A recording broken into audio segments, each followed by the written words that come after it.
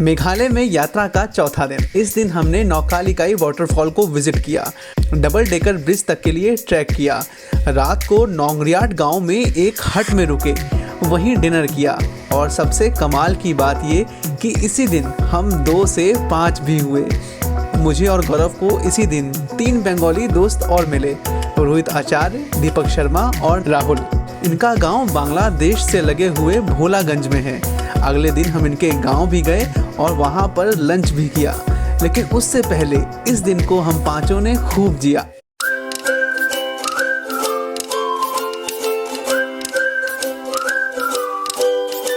दोस्तों, बचपन की किताब का एक सवाल था कि सबसे ज़्यादा बारिश किस जगह पर होती है।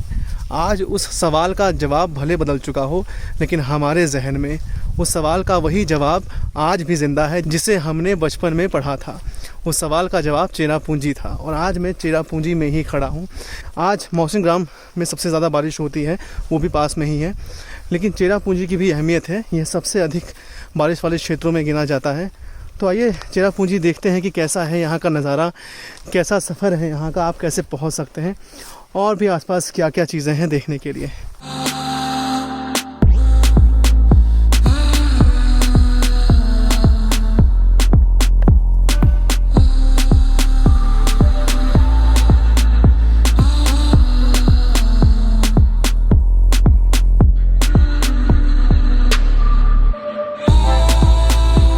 चेरापूंजी के इस सफ़र पर हम जिस रास्ते से होकर गुजर रहे थे वह तो डाउकी के रास्ते से भी शांत था। यहाँ गाड़ियों की भीड़ बहुत कम थी। शायद ये भी हो सकता है कि उस दिन संडे था और संडे को मेघालय में क्रिश्चियन प्रेयर के लिए लगभग सभी कुछ बंद रहता है। संडे वाले इस लॉकडाउन का सामना हम डबल डेकर ब्रिज पर करने वाले थे। डबल डेकर ब्रिज की दूरी होटल रिवर साइड रिजॉर्ट से 40 किलोमीटर की है और इसमें 1.5 घंटे लगते हैं। क्योंकि हम पहले नौकालिकाई वाटरफॉल गए थे तो वहाँ से इसकी दूरी 22 किलोमीटर की हो जाती है, लेकिन इसमें भी 1 घंटे लग जाते हैं। इस सफ़र में हम कुछ ही दूर आगे बढ़े थे जब हमें एक व्यू पॉइंट दिखा। यहाँ कुछ पल इस नज़ारे को देखा जहाँ बरसात में एक नदी बन जाती है और वहीं पर सड़क किनारे भुट्टा भी खाया। भुट्टा बेच रही बच्ची का परिधान और उसकी क्यूटनेस बहुत प्यारी थी। तस्वीर खिंचाए बिना रहा नहीं गया। इस सफ़र में हमने दिन भर पेट्रोल नहीं भरवाया। पेट्रोल पिछले दिन हमने मावलेनांग गांव से लौटते वक्त भरवाया था। यहाँ के बाद आगे बढ़े तो ये पॉइंट दिखा। कमाल के दृश्य, ये देखिए, ये लाइट रिंग रोड एक जगह है, 7 किलोमीटर है यहाँ से चेरापूंजी और हम लोग यहाँ से आए हैं। अब हम लोग आगे बढ़ेंगे इस तरफ। हालांकि हम देख रहे हैं कई लोग यात्रा करके लौट भी रहे हैं, कई गाड़ियाँ वापस भी आ रही हैं। यहाँ कहीं कहीं पानी की समस्याएं भी दिखी, लेकिन छोटे छोटे तालाब भी बने हुए दिखाई दिए और नन्हे नन्हे घर। ये खूबसूरती बहुत प्यारी थी। आगे हम नौकालिकाई वाटरफॉल पहुँचे। यहाँ की एंट्री टिकट 50 रुपये की है। यहाँ तक पहुँचने के लिए आपको गाँवों से होकर जाना पड़ता है और इसके लिए हमारा सहारा बना गूगल मैप, क्योंकि लैंग्वेज की परेशानी यहाँ सभी झेलते हैं। 50 रुपये की इस टिकट में कैमरा, पार्किंग इंक्लूड होता है।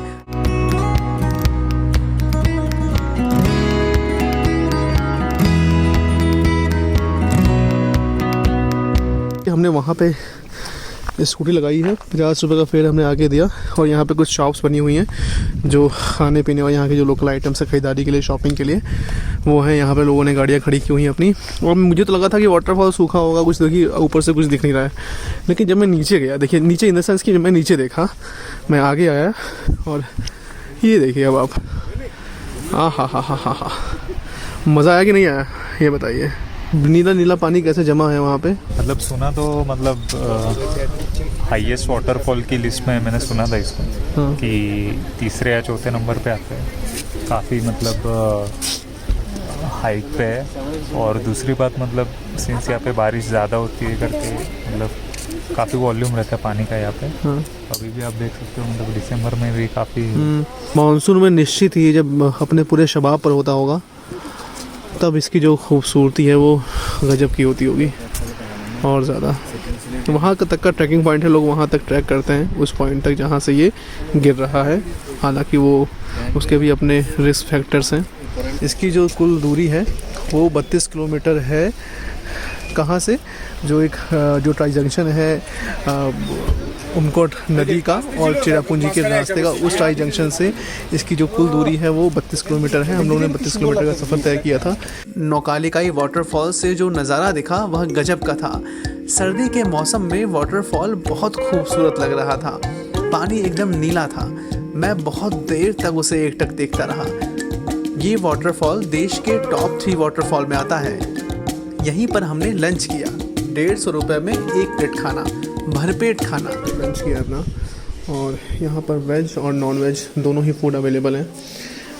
लंच करने के बाद हम लोग फिर से जो इसकी बालकनी है वहाँ पे आए हैं। अगर आप यहाँ से कोई निशानी लेकर जाना चाहते हैं तो यहाँ कई चीज़ें हैं, आप उन्हें खरीद सकते हैं। इन्हें देखकर आपको हमेशा मेघालय का आपका सफ़र याद रहेगा। यहाँ मैंने असम, बंगाल के ज़्यादातर लोग देखे। नौकालिकाई वाटरफॉल पर हम लगभग 1 घंटा रुके और फिर समय न गंवाते हुए बढ़ चले डबल डेकर ब्रिज की ओर।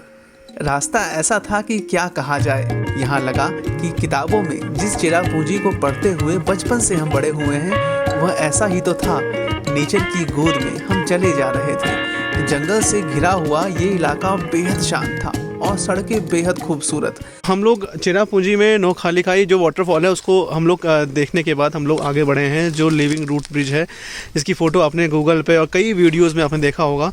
उसी लिविंग रूट ब्रिज के लिए हम लोग निकले हैं।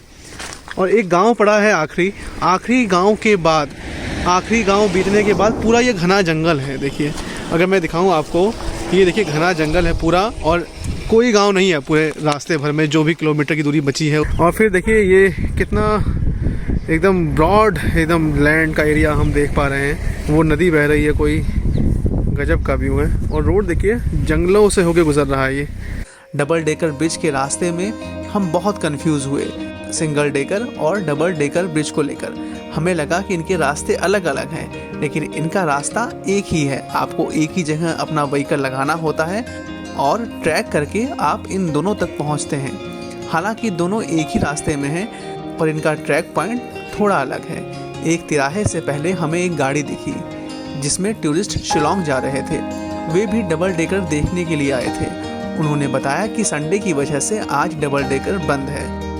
डबल डेकर ब्रिज और सिंगल डेकर ब्रिज तक जाने के लिए आपको एंट्री गेट पर ट्रैकिंग शुरू करने से पहले टिकट लेनी होती है। उस दिन संडे होने की वजह से हमसे 10 ही रुपये लिए गए, वरना आम दिनों में ये फेयर थोड़ा ज़्यादा रहता है। यहाँ पार्किंग थी जहाँ हमने स्कूटी को लगाया और इसके लिए हमें अगले दिन 20 रुपये और चुकाने थे। यहीं पर पाइनएप्पल बेच रहे एक शख्स को हमने अपना बैग रखने के लिए दिया। इस बैग में मेरा और गौरव का लैपटॉप, मेरी हार्ड ड्राइव और सभी इलेक्ट्रॉनिक सामान थे। हमारी प्लानिंग तो ये थी कि हम डबल डेकर या सिंगल डेकर देखकर लौट आएंगे, लेकिन प्लान एकदम 360 डिग्री घूम जाएगा इसका हमें बिल्कुल अंदाज़ा नहीं था। डबल डेकर ब्रिज का पूरा ट्रैक लगभग 3 किलोमीटर का है और इसके लिए आपको 3500 सीढ़ियाँ पार करनी होती हैं। हम आगे बढ़े और बढ़ते गए, जहाँ जहाँ रास्ता हमें लेकर बढ़ा। अभी तक हम यही सोचकर चल रहे थे कि हम तो सिंगल डेकर ब्रिज ही जा रहे हैं। अब हमारी मुलाकात 3 दोस्तों से और हुई। दीपक शर्मा, राहुल और आपका नाम क्या है? रोहित आचार्य। तो ये लोग लोकल हैं यहीं के और रहते हैं, तो इन्होंने काफ़ी हमें गाइड भी किया है। टी शर्ट के नीचे एक इनर थी और टी शर्ट के ऊपर एक स्वेटर था और फिर मैंने जैकेट पहना हुआ था और मैंने पूरा सब कुछ मैंने अभी उतार दिया, सिर्फ मेरे टी शर्ट में आ गया हूँ। और उतरते वक्त जिस गर्मी का मैं एहसास कर पा रहा हूँ, मैं ये सोच रहा हूँ कि अगर मैं जब वापसी में जब चढ़ूँगा मैं ऊपर, तब कितनी गर्मी मुझे होगी। ये हाल है, पसीने से एकदम भीग चुका हूँ और अभी तक सिंगल डेकर ब्रिज आया नहीं है, ये हाल है। और जिन लोगों से मैं पूछ रहा हूँ कि वो कब जो लोग आ रहे हैं वापसी में, वो लोग कब नीचे गए थे, तो बता रहे हैं कि वो 12 बजे के आसपास गए थे। अभी देखिए दिन के 2:20 हो रहे हैं, मतलब 2.5 घंटे में वो लोग सिर्फ करके वापसी में आधे रास्ते तक भी नहीं पहुँचे हैं। अभी बहुत ऊपर तक इसका जो स्टेयर्स हैं वो गई हुई हैं। डबल डेकर ब्रिज या लिविंग रूट ब्रिज से पहले ये ब्रिज आया। इस ब्रिज को ऐसे बंद किया हुआ था जैसे कोई बॉर्डर हो। तब हम समझ नहीं पाए कि ये संडे का असर था या कोरोना का, लेकिन बैरिकेडिंग पुरानी लग रही थी। इस समय जब मैं पार कर रहा हूँ तो सिर्फ मेरे पीछे ही कोई लोग आ सकते हैं, मेरे सामने से कोई नहीं आ सकता। अगर उस पार कोई रहा तो उसको वेट करना पड़ेगा। यहाँ पे अपने पैर ऐसे रखें।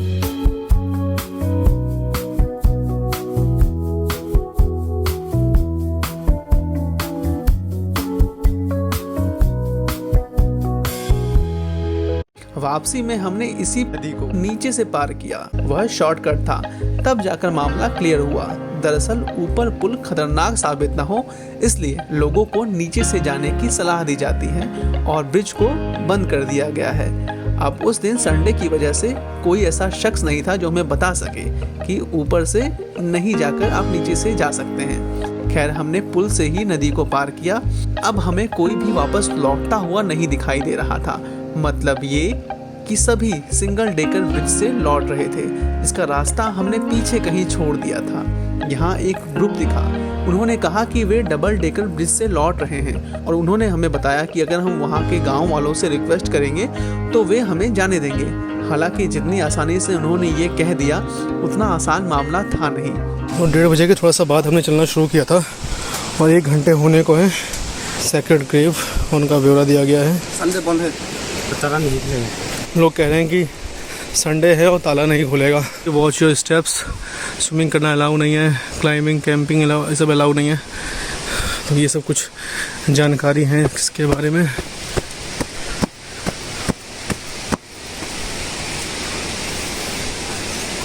और असली चैलेंज ये वाला ब्रिज पार करना नहीं था। बड़ा चैलेंज ये था कि संडे को बंद रहने वाले डबल डेकर ब्रिज तक संडे को ही पहुंचना। ये देखिए बंद रखा गया है इसको।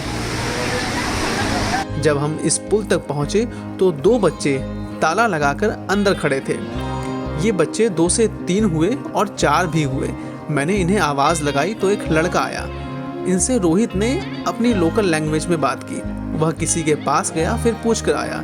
जवाब ये मिला कि दरवाज़ा नहीं खुलेगा। इतने में हमने देखा कि कुछ लोग दूसरी तरफ से आ रहे थे और कुछ लोग इधर से जा भी रहे थे। जो जा रहे थे उनके साथ एक गाइड जैसा कोई शख्स भी था। हम मिन्नतें करते रहे और वह बच्चे मानो यहाँ उन्हीं की सरकार चलती हो, ऐसे रिएक्ट कर रहे थे जैसे हमारी आवाज़ उन तक पहुँच ही ना रही हो। यहाँ हमें ये समझते देर नहीं लगी कि जिन लोगों ने वहाँ हट में पैकेज बुक कर रखे हैं उनकी एंट्री है, लेकिन नॉर्मल घूमने वालों के लिए आज एंट्री नहीं है।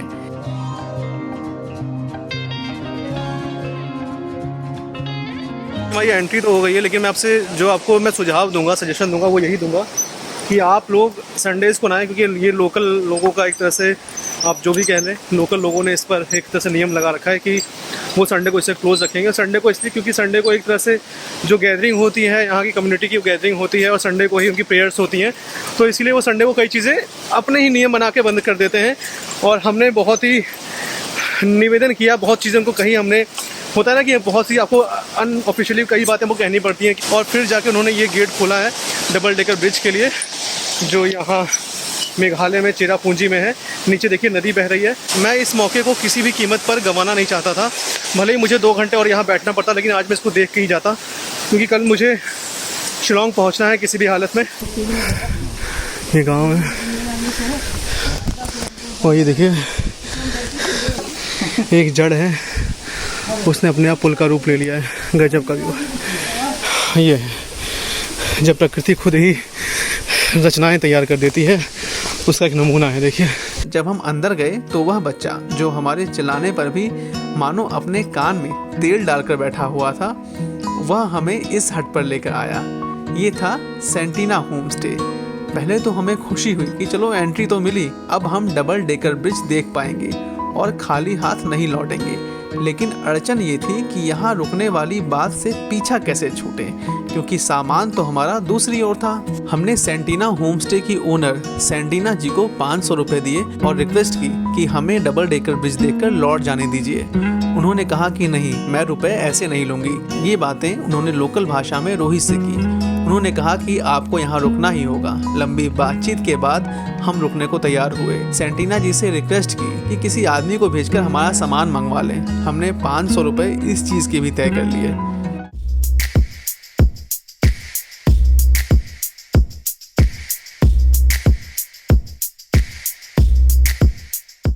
देखिए जड़ों ने किस तरह से खुद को लपेट लिया है एक दूसरे में और पुल का रूप ले लिया है। पीछे एक छोटा ब्रिज दिखा था, मैंने आपको दिखाया भी था। वो झरनों से देखिए ऊपर से देखिए पानी गिर रहा है, उधर से ऊपर से पानी गिर रहा है और होते होते होते होते यहाँ से होते हुए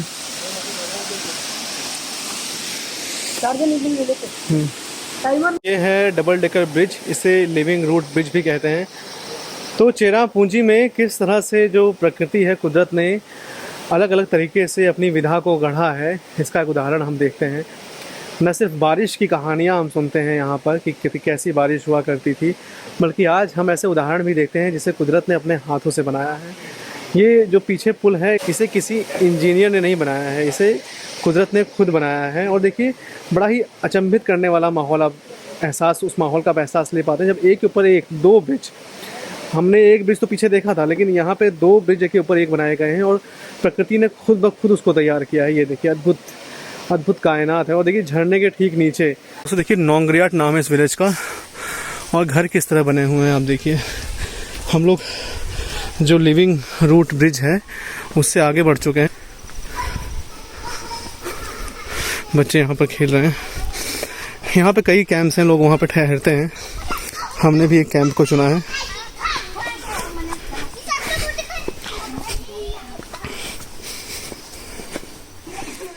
यहाँ मैं और गौरव आगे बढ़ चले रेनबो वाटरफॉल के लिए। हमने यहाँ रोहित, दीपक और नकुल को बाय कहा। मैं और गौरव आगे बढ़े तो यहाँ बेहद प्यारे बच्चों की मंडली मिली। फोटो के बिना हम यहाँ भी कैसे रह सकते थे। बच्चे ना करते रहे और हम तस्वीरें क्लिक करते गए। हैरान करने वाला नज़ारा तब दिखा जब यहाँ पर हमें एक स्पोर्ट्स का ग्राउंड भी दिखा। यहाँ गांव वाले फुटबॉल खेल रहे थे और महिलाएं उन्हें देख रही थी। गांव की स्पिरिट तो इसे ही कहते हैं। सचमुच इस गांव ने मेरे दिलो दिमाग में गांव को लेकर बनी धारणाओं को ध्वस्त कर दिया था। ये लोग कितनी मुश्किल से ज़िंदगी जीते हैं, मुश्किलों से अपनी रोज़ की लाइफ को जीते हैं, फिर भी मस्त होकर रहते हैं। सलाम है इन्हें।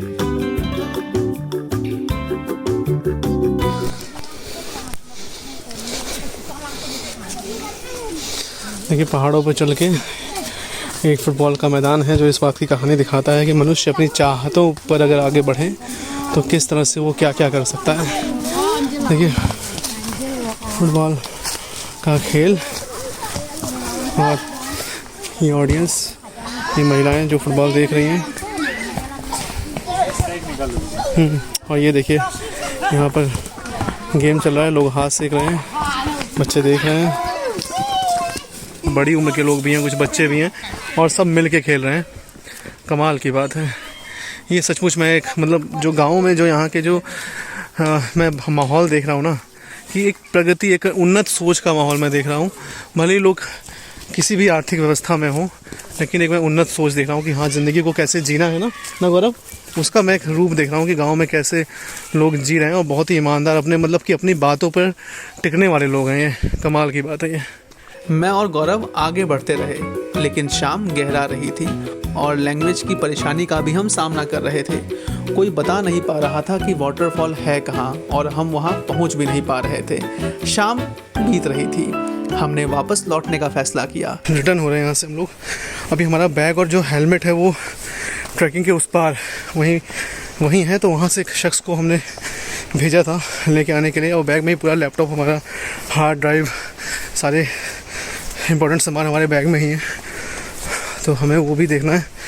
और हम यहाँ से वापस हो रहे हैं। कहीं आगे निकलने के चक्कर में हम लोग नेटवर्क जोन से बाहर चले गए, तो वो हमें व्हाट्सअप कॉल भी नहीं कर पाएंगे। जो साथी हमें मिले थे उनको हमने बोला है कि आप जाते वक्त अगर मिलेंगे तो हमें व्हाट्सअप कॉल कर लेना एक बार। तो ये भी हमारी चिंताएँ हैं। मतलब देखिए यहाँ पे चार्जेस लिखे हुए हैं जो हमने दिए नहीं आज। ये गांव वालों ने खुद ही, जो पंचायत है यहाँ की, उसने लिखा हुआ है सब। रेनबो वाटरफॉल तो नहीं मिला, लेकिन वापस आकर देखा तो रोहित, दीपक हमें फिर मिल गए। शाम होने की वजह से इन्होंने उस रात वहीं रुकने का फैसला किया था। हमें इससे बेहतर और क्या चाहिए था। इनका रूम भी सेंटिना जी के होम स्टे वाला ही था, बस मेरे और गौरव के बगल में। कमाल की बात ये थी, हमने देर तक बैठकर गपशप की। फिर हमें कई और लोग भी मिले जो देर रात यहाँ पहुँचे थे। उनकी बुकिंग अलग अलग होम स्टे में थी। फाइनली हमारा बैग आ चुका है नीचे से, और ये जो साथी हैं हम लोग उस पार छोड़ के आए थे अपना बैग, और अभी हमारा बैग ये लेके आए हैं। देखिए ये विश्वास होता है। Thank you very much. Bag में देखिए हर सामान जस का तस जैसा हम रख के आए थे वैसा। ये गौरव, कैसा आपका एक्सपीरियंस है बैग को और सामान को? बहुत ही अलग, मतलब काफी ऑनेस्टी, मतलब ऑनेस्टी एकदम यहाँ पे पीक लेवल पर है दोस्तों। मैं एक भरोसा होता है ना, हम भरोसे को हमने पहले भी देखा था, उसी भरोसे पर हमने भरोसा करके हम बैग छोड़ के आए थे। और देखिए वो शख्स जो थे जिन्होंने हमारा बैग रखा था, उनसे दूसरे शख्स हमारा बैग लेके आए हैं, और हमारे बैग में लॉक नहीं था, वो बताया हमने बिना। काफी मतलब हेल्पफुल लोग हैं। और जैसे कि हमारा पहले प्लान था जल्दी विजिट करके रिटर्न जाना, जो कि हमारा हुआ नहीं एंड टाइम पे अंधेरे की वजह से, तो वो टाइम पे फिर वो काफी मदद हुआ लोगों का। Very nice. मैं मतलब मुझे आज तक मैंने कहीं ऐसा कुछ देखा नहीं, लेकिन बेहतरीन। मैं फीलिंग जो है आप देखेंगे यहाँ के लोगों का, तो जो जबान है ना उनकी, वो मैं उनका कायल हो चुका हूँ। गजब। सेंटीना होमस्टे के खाने की बात न की जाए तो बात अधूरी रह जाएगी। चेरापूंजी के इस नोंगरियाट गांव में यह वह पल था जब मैं बंगाल मूल के 3 दोस्तों और महाराष्ट्र के गौरव के साथ एक मेज पर भोजन कर रहा था। यह मेघालय में दूसरा मौका था जब भोजन से मुझे संतुष्टि मिली थी। ये भोजन उस महंगे रिसोर्ट के भोजन से भी टेस्टी था जिसमें हमने डाउकी से लौटते वक्त खाना खाया था। गांव में छोटा सा ये डिनर टेबल देश के 3 हिस्सों के किस्सों का गवाह बना। बंगाल, महाराष्ट्र और पूर्वांचल, 3 जगहों के लोग एक साथ बैठकर साथ खाना खा रहे थे। इसे ही तो इनक्रेडिबल इंडिया कहते हैं, है ना? कई बातें हुई, कई किस्से शेयर हुए। रात का वो लम्हा आज भी बहुत याद आता है। बांस की देखिए बल्लियों से बना हुआ कमरा है ये, और यहाँ पर किस तरह से मैं बैठा हूँ, ये देखिए ये मच्छरदानी है ऊपर, और इधर ये नज़ारा है कमरे का। 2 बेड है, बीच में इसको सेपरेट किया गया है, और ये दरवाज़ा है। अगली सुबह हम सभी 6 बजे उठ गए, फटाफट फ्रेश हुए, चाय पी और सुपारी भी खाई। सुपारी तो मेघालय के हर मुंह का स्वाद है। खाने के बाद लोग यहाँ इसे ज़रूर खाते हैं। सेंटीना जी ने हमारे लिए सुपारी छीली। हमारी भाषा भले एक नहीं थी, लेकिन उनमें और उनके परिवार में कई ऐसी बातें थी जिन्होंने हमें यहाँ भी अपनेपन का एहसास कराया। हम भी खाते हैं यहाँ का जो हर जुबान का स्वाद है सुपारी। वो सुपारी का पेड़ है दोस्तों, देखिए सुबह का नज़ारा है, और मैं नोंगरियाट गांव में खड़ा हूँ। हम 5 जो लोग हो गए थे, 1 से 2 हुए, 2 से 5 हो गए। तो ये जो एक कहावत है ना, से लोग मिलते चले गए और कारवां बनता चला गया, तो वैसी ही कहानी है। खैर ये पूरा जंगलों के बीच हम लोगों ने स्टे किया है रात को, और ये देखिए पूरा कॉटेजेस बने हुए हैं। गांव है नोंगरियाट गांव, बहुत ही दिलचस्प गांव वाले हैं। आप अपना सामान हमने जो छोड़ दिया था, हमने वीडियो में दिखाया आपको उस तरफ, और वो लेके आए, और अपनी बात के बहुत पक्के हैं ये लोग। कल्चर बहुत अलग है, हर चीज़, खान पान भी अलग है, लेकिन लोग बहुत अपने काम में लगे हुए हैं। आगे बढ़ने वाली सोच होती है, वैसी सोच है, और ये मुझे बहुत अच्छा लगा। अब यहाँ से चलने की बारी है। जो साहब हमारा सामान लेके आए थे, वो 15 किलो का कम से कम बैग है। 2 लैपटॉप है, मेरा गौरव का पहला लैपटॉप है उसके अंदर। वो फिर से हमारा बैग लेके जाएंगे। हम लोग बहुत लंबा ट्रैक करके आए, और इससे ज़्यादा मेहनत, तिगुनी मेहनत हमें लगने वाली है वापस जाने के लिए, क्योंकि ये नॉर्मल ट्रैक नहीं है, ये स्टेयर्स हैं पूरी ट्रैक में। तो सीढ़ियाँ चढ़ना बड़ा मुश्किल होता है, और 3000 से ऊपर सीढ़ियाँ हैं। बहुत खाते हैं तम्बाकू सुपारी मिलाकर, और इसका ही फ़ायदा ये होता है, दांत तो वैसे ही हालांकि दाग लग जाते हैं, लेकिन दांत जो होते हैं इनके कभी गिरते नहीं हैं, भले ही उम्र कितनी हो जाए। वो होम स्टे जहाँ हम ठहरे थे रात को, और आप भी चाहें तो यहाँ से डायरेक्ट फ़ोन करके बुकिंग कर सकते हैं। जो इन्होंने कोट किया है हमारे लिए, जो हमें दिया था 500 रुपये पर पर्सन विदाउट फूड का 150 रुपीज़ पर प्लेट है। ये है वो मेरा गौरव का रूम था, और ये इन तीनों भाइयों लोगों का रूम था। बाय। हमने इस ट्रिप पर एक और सही फैसला किया कि सुबह के 7 बजे ही नोंगरियाट गांव से निकल चले थे। अब वही भाई साहब जो हमारा बैग लेकर आए थे, दोबारा हमारा बैग लेकर लौट चले हमारे साथ, हमें गाइड करते करते। ये भी देखिए एक लिविंग रूट ब्रिज ही है, लेकिन ये हाँ छोटा वर्जन है उसका।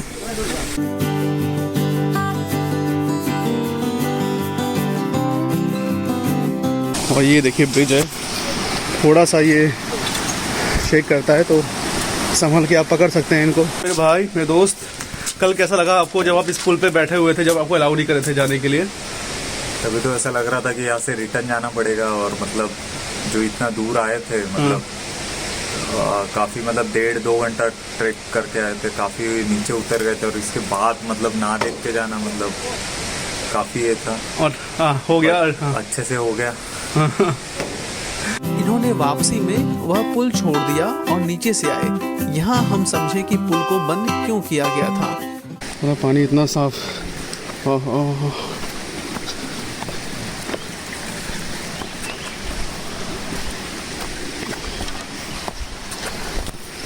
भाई साहब, गौरव कितना साफ पानी है यार। वीडियो बना रहे हो? हाँ, हो अद्भुत है दोस्तों। पानी देखो, ये तो पी भी सकते हैं, नहीं पी ही सकते हैं इसको तो। क्या ये दोस्तों, ये भोलागंज ब्लॉक है और उसी के अंतर्गत जो मनरेगा है ये रास्ता बनाया गया है। पूरा कॉस्ट भी मेंशन है। तो जिस गांव में हम रहे थे अभी रात को कैंप में, हट में, वो सामने है देखिए। और इतनी दूरी तय करने के बाद अभी हम लोग यहाँ पे आ गए और हमारे पीछे थे और सीमेंट लेके ऊपर से आ भी गए भाई साहब। ओहो, गजब की मेहनत है यार। ये केला है यहाँ पे 10 रुपए का एक, खीरा है 30 रुपए का एक। और ये फ्रूटी कितने का अंकल? 20 का, मतलब 2 गुना MRP से ये सब चीज़ें मिल रही, तो लाने का कॉस्ट बहुत ज़्यादा हो जाता है यहाँ पे। और ये पाइनएप्पल कितने का है? 80 का 1। 8:23 हो गए हैं। हालांकि ऐसा होता है कि थक के जब चूर हो जाता है आदमी, वो हालत तो नहीं हुई अभी मेरी, बट सिर्फ चाय पी थी हम लोगों ने और अभी न्यू पानी लिया है। छोटा सा गिलास दिया उन्होंने, इतना छोटा गिलास था। और फिर हम लोग चल रहे हैं। जो लोग जा रहे हैं हमसे पूछते जा रहे हैं कि क्या है कैसे है। जैसे कल हम लोगों से पूछ रहे थे, कोई स्टे के बारे में पूछ रहा है, कोई कितना दूर है ये पूछ रहा है, कोई रेनबो वाटरफॉल के बारे में पूछ रहा है। मुझे ऐसे जितना हमें पता है बता दे रहे हैं। सुबह जल्दी निकलने का फ़ायदा हो गया है। और पीछे देखिए आ गया है एक दरवाज़ा जहाँ से हम लोग चलना शुरू किया था हम लोगों ने। Ultimate experience. 1 घंटा 35 मिनट गौरव, 1 घंटे 35 मिनट, 2 घंटे से कम समय में हमने कर दिखाया। और 1 आवर 40 मिनट के आसपास लगा है पूरा। अल्टीमेट। ये टाइम जो बचा है हमारा ना, सुबह जल्दी उठने का फ़ायदा। कल गजब। हम 8:45 बजे इस पूरे ट्रैक को पार कर चुके थे धूप निकलने से पहले, लेकिन मुझे उतनी थकावट फील नहीं हुई जितनी थकावट मैं एक दिन पहले यहाँ से वापस लौट रहे लोगों में देख रहा था। खैर, यात्रा पूरी हो चुकी थी। इस सफ़र के लिए सेंटीना जी का शुक्रिया, जो उन्होंने हमसे 500 रुपये बेवजह नहीं लिए और हमें वहीं पर रुकने को मजबूर किया। कोई और जगह होती तो शायद ऐसा नहीं हुआ होता। खैर, जो हुआ अच्छा हुआ, अंत भला तो सब भला। इस वीडियो पर प्रतिक्रिया ज़रूर दें, आपकी राय बेहद ज़रूरी है हमारे लिए। कुछ पूछना हो तो बेझिझक कमेंट बॉक्स में अपना सवाल करें, हम आंसर ज़रूर देंगे। मिलते हैं अगले वीडियो में। हमें सब्सक्राइब करना मत भूलिएगा। अपना ध्यान रखें। वीडियो देखने के लिए आपका ढेर सारा शुक्रिया।